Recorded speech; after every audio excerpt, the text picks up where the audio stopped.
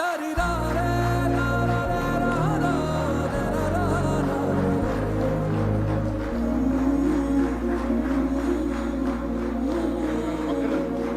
నేను ఆయన పక్కన పెట్టుకుని చెప్పాలి. ఆయన నలిగిపోయారు. జైల్లో చూశాను ఆయన. పాపం భువనేశ్వర్ గారి బాధను చూశాను. నేను అనుకున్నాను, అమ్మ మీరు కన్నీళ్ళు పెట్టుకోండి, మంచి రోజులు వస్తాయని చెప్పిన మంచి రోజులు వచ్చి వారికి మనస్ఫూర్తిగా వారికి నా హృదయపూర్వక శుభాకాంక్షలు. మీరు అద్భుతమైన పాలన ఇవ్వాలి అందరికీ మనస్ఫూర్తిగా నేను తెలియజేసుకున్నాను.